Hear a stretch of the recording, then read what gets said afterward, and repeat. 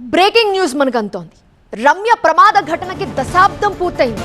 10 ఏళ్లుగా న్యాయం కోసం కుటుంబం ఎదురు చూస్తోంది. 2016 జూలై 1న బంజారాహిల్స్ లో రోడ్డు ప్రమాదం జరిగింది. మద్యం తాగి వాహనం నడిపారు శ్రవీల్, విష్ణు వినీత్. ప్రమాదంలో చిన్నారి రమ్యతో పాటు 3 చనిపోయారు. నిందితుల్లో ఒకరు విదేశాలకు పారిపోయారు. విష్ణు వినీత్ ఆచూకీ ఇంకా దొరకలేదు. రమ్య యాక్ట్ కేవలం పేరుకే పరిమితమైందంటూ విమర్శిస్తున్నారు. తాగుబోతులు చేసిన తప్పుకి చిన్నారి రమ్య బలైపోయింది. ఘటన జరిగి 10 ఏళ్లవుతోంది. ఇప్పటికీ తమకు న్యాయం జరగలేదంటోంది రమ్య కుటుంబం. నిందితులకు శిక్ష పడలేదని, రమ్య యాక్ట్ కేవలం పేరుకే పరిమితమైందని ఆవేదన వ్యక్తం చేస్తోంది. నాటి ఘటనని తలుచుకుంటూ గుండె లవిసేలా రోధిస్తోంది. జూలై 1, 2016 మధ్యాహ్నం 3:30 రమ్యతో పాటు ఆమె తల్లి రాధిక, తాత మధుసూదనాచారి, బాబాయ్ రాజేష్ కారులో గాయత్రీనగర్ వైపు వెళ్తున్నారు. పంజాగుట్టలోని ఓ రెస్టారెంట్ దగ్గర ఆపోజిట్లో వచ్చిన కారు డివైడర్ని ఢీకొట్టింది. ఆ కారు తలకిందులై రమ్య ప్రయాణిస్తున్న కారుపై పడింది. కారు నడుపుతున్న రాజేష్ స్పాట్లోని చనిపోగా తీవ్ర గాయాల పాలైన రమ్యని హాస్పిటల్కి తరలించారు. 9 రోజుల పాటు కోమాలో ఉన్న రమ్య జూలై 9న చనిపోయింది. ఆమె తాత మధుసూదనాచారి జూలై 18న కన్నుమూశారు.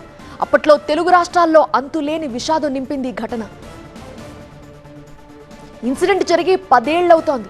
ఇప్పుడు రమ్య కుటుంబం ఏం కోరుకుంటోంది? మరింత సమాచారం మా ప్రిన్సిపల్ కరెస్పాండెంట్ ప్రణీత అందిస్తారు.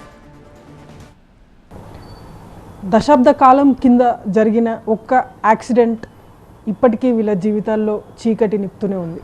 మనం మాట్లాడుతుంది 2016 రమ్య ఇన్సిడెంట్ గురించి. బంజారాహిల్స్ రోడ్ నెంబర్ 2లో రమ్య ఇన్సిడెంట్ జరిగిన తర్వాత అనేక సార్లు దీనికి సంబంధించినటువంటి చర్చ జరిగింది. రమ్య యాక్ట్ను కూడా తీసుకురావాలని చెప్పేసి అప్పట్లో డిస్కషన్స్ జరిగాయి. ఈ 10 ఏళ్ల కాలంలో ఏం మారింది? వీళ్ళ కుటుంబానికి ఏదైనా న్యాయం జరిగిందా? ఇంకా వీళ్ళ పోరాటం ఇలానే కొనసాగుతుందా? మనతో మాట్లాడేందుకు రమ్య పేరెంట్స్ ఉన్నారు. మొదట రమ్య వాళ్ళ మదర్తో మాట్లాడదాం. కేసు కూడా ఏమి ఇంకా కొలిక్కి రాలేదు, అసలు హియరింగ్కే రాలేదండి ఇప్పటివరకు. 3 అక్యూజ్డ్, 1 శ్రవీల్, అక్యూజ్డ్ 2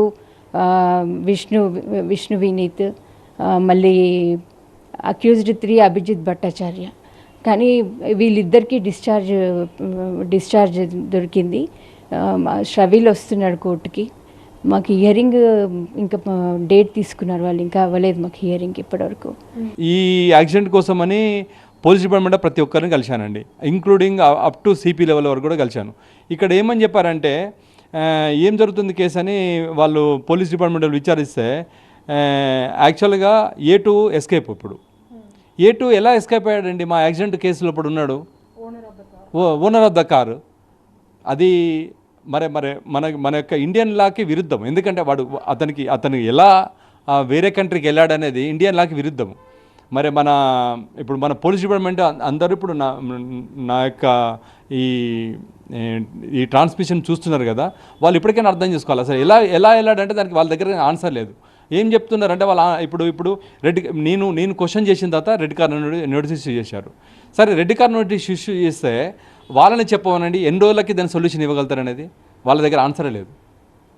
నేను సిఏ గారిని కలిస్తే తను ఏమంటాడంటే, సార్ రెడ్ కార్నర్ నోటీస్ మీద నేను చేయవలసిన నా వర్క్ అయిపోయింది, నెక్స్ట్ సిబిసిఐడి కావాలన్నారు. ఆ సిబిసిఐడి నుంచి ఎప్పుడు వస్తుంది?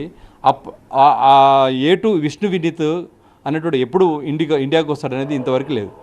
వాళ్ళు ఏమని చెప్తున్నారంటే A2 వాళ్ళ తరపు బంధువులు, అంటే వాళ్ళ మామ అంట, వాళ్ళ మదర్ అయితే, వాళ్ళ ఫాదర్ అయితే, వాళ్ళు ఏమంటారంటే నా కొడుకుని ఏం చేయలేరు అని వాళ్ళు ధీమా వ్యక్తం చేస్తున్నట్టుగా మాకు కొంతమంది పోలీసు వాళ్ళ ద్వారా తెలిసింది. ఇప్పటికీ ఒక్క ఇంచు డెవలప్మెంట్ కూడా ఈ కేసులో జరగట్లేదు అనేటువంటిది రమ్య పేరెంట్స్ చెప్పినటువంటి వర్షన్.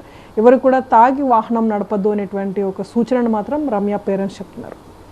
వీడియో జర్నలిస్ట్ రంగతో హైదరాబాద్ నుండి ప్రణీత, TV9.